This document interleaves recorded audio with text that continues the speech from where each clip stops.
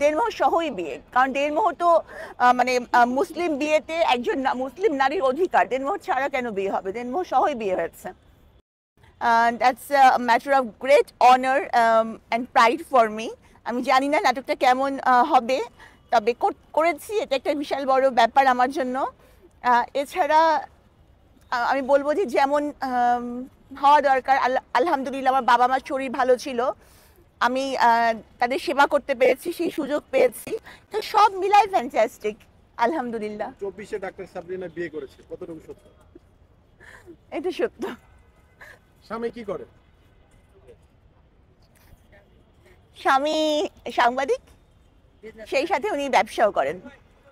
আপনি 1 বছর আগে বলেছেন যে আপনি সাংবাদিক বিয়ে করবেন, ঠিক কমিটমেন্ট রাখার জন্য কি সাংবাদিক বিয়ে করলেন? নাকি অন্য কোনো ঘটনা আছে তার পিছনে?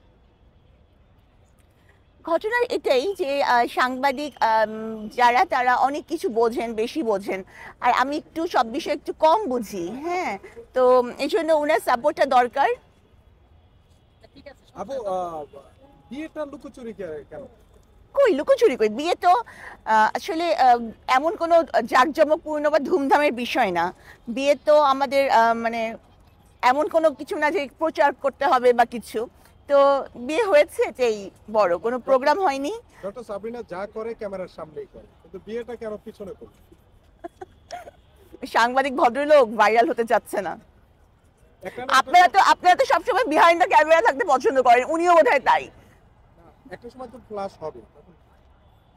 হবে। আচ্ছা ডাক্তার সাবরিনা, কত টাকা কাবিনে বিয়ে হয়? কত টাকা কাবিনে? হ্যাঁ, প্রশ্ন আমারটা এটাই ছিল। কত টাকা? এটাও বুঝি বলতে হবে। সবাই জানতে চায়, জাতি জানতে চায়। আসলে ওরকম চমক দেখানোর মতো কাবিন আমার হয়নি।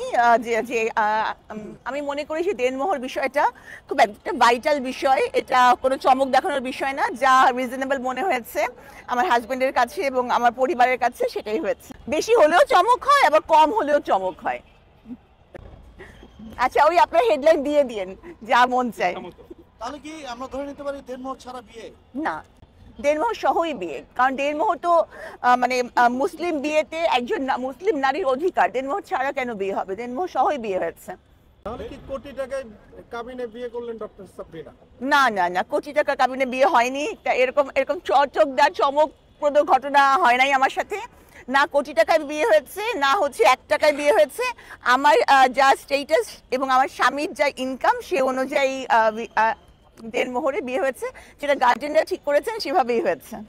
ডাক্তার, লেখিকা এবং অভিনেত্রীও করলেন, ভবিষ্যতে আপনার প্ল্যান কি আছে, কি কি করবেন, আর কি করতে চান?